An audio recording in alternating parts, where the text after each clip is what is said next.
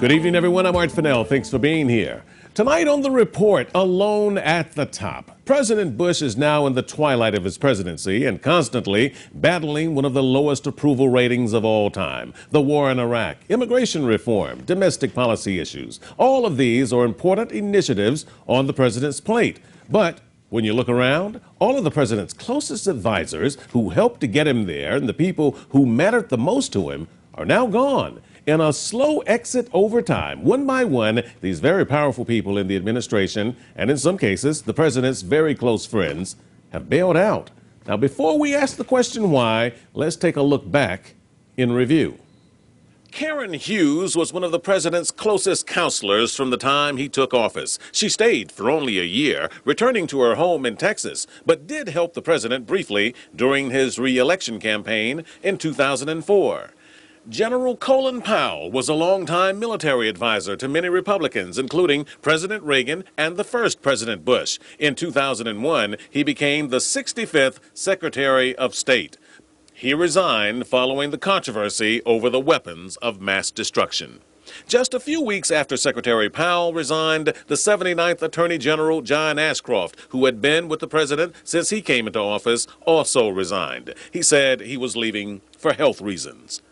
Paul Wolfowitz was the 28th Deputy Secretary of Defense from 2001 to 2005. He resigned and became president of the World Bank, a post he left earlier this year amid a paycheck scandal. And less than a year after his deputy leaves, the embattled Secretary of Defense Donald Rumsfeld resigned his post as well. After 5 years of loyalty to President Bush, Secretary Rumsfeld finally resigned amid the intense pressure following his handling of the war in Iraq.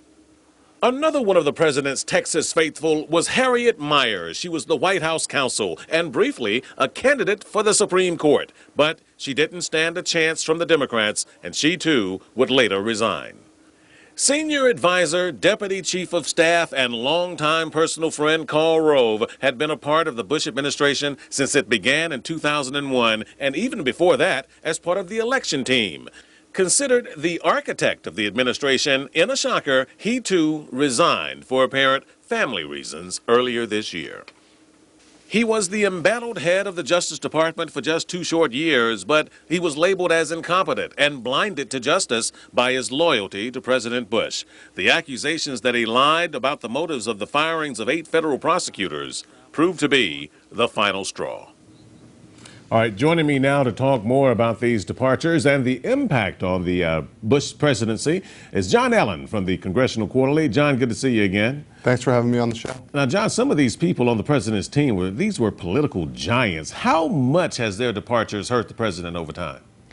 Well, it depends. In some cases, it probably helps relieve some of the pressure that builds up on a White House over decision-making that isn't welcomed by all of the population. So, I mean, there were people who were angry at some of these cabinet secretaries out there in the public, and it certainly offers some shield for the president and offers him an opportunity to get a fresh slate by getting rid of some of these guys. I mean, certainly there was immense pressure on the president to get rid of Donald Rumsfeld for years before Rumsfeld eventually resigned. And the same could be said of Alberto Gonzales. There were folks who were calling for his resignation as early as the torture memo, the famous torture memo. And do you think that that was most, and I know they left all for very different reasons, but do you think that in the case of, say, Rumsfeld, in the case of Gonzales and maybe a few others, that they left as a direct result of being associated with the president more so than being not very good at what they were doing at the time? Well, I actually think that that in those cases, in those particular cases, and of course there are many reasons that people leave the White House, leave a cabinet job. Very few people spend 8 years serving a president in the same capacity. But I think in the cases of the ones you mentioned, you really have a situation where there were a lot of Republicans who saw them as being damaging to not only the White House but also to Republicans in general, and thought that it was high time that they left town. I've spoken with many people over the years who know General Powell and had conversations with him even off the record, and people will say quite candidly that he was very bitter at the way that he had been put out front and center over the case to go to war in Iraq, and that was why he left. Now, they played that down politically, as they should have in the public's point of view. But the fallout from that, how much do you think that hurt the president's war effort early on? Well, I think that Secretary Powell is one of the more respected figures in Washington. And when I say more respected figures in Washington, I mean by the rest of the country. I mean, people look at Secretary Powell and say, you know, there's somebody who knows what he's talking about. And I think that him making the case for weapons of mass destruction at the United Nations really had a big impact on the administration's case for war in terms of public opinion.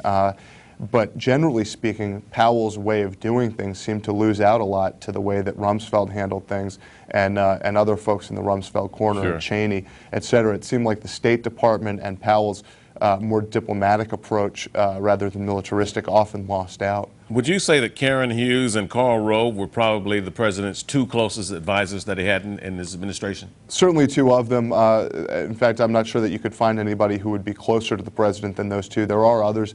Dan Bartlett, who just left, was very close to the president. Certainly Alberto Gonzales as well, and Harriet Miers, whom you mentioned earlier. And why now? Like in the case of Karl Rove, you know, everybody's leaving, and they're leaving now. He's still got a year left in office. Well, I think part of it is there was apparently a memo sent out by the White House Chief of Staff, Josh Bolten, that said if you're going to leave any time in the next year, do it before Labor Day. I think they wanted to have some stability in the White House for the last year. The president's agenda is threatened enough by the fact that he's a lame duck and the fact that there's a Democratic Congress now. They didn't need to add to that with a lot of shuffling. So I think it partially probably has something to do with that. The other thing is if you're Karl Rove, your value in the outside world is no higher than it is right now, still having access to the sitting president, sure, and also being the last person to win an election.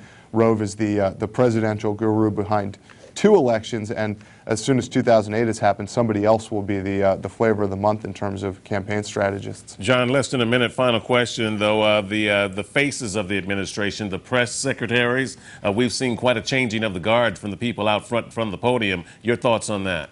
Well, in the most recent case, you've got Tony Snow, who's been battling cancer, and clearly it was something he said was going to happen before he decided to leave.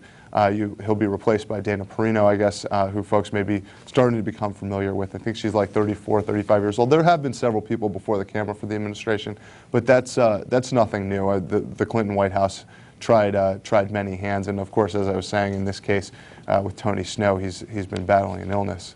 Okay. All right. Well, again, we thought it was very interesting. When we started looking at all of the people over time that had left the administration, we thought this was worth the conversation to try and get some perspective on it. Yeah, no, absolutely. And there are a lot of things going on here, Art. Some of them, the president's lack of popularity leads into, and others are probably just personal decisions. Sure. Jon Allen, always a pleasure. Thanks again. We'll have you again. Thank you, Art. Okay. See you later.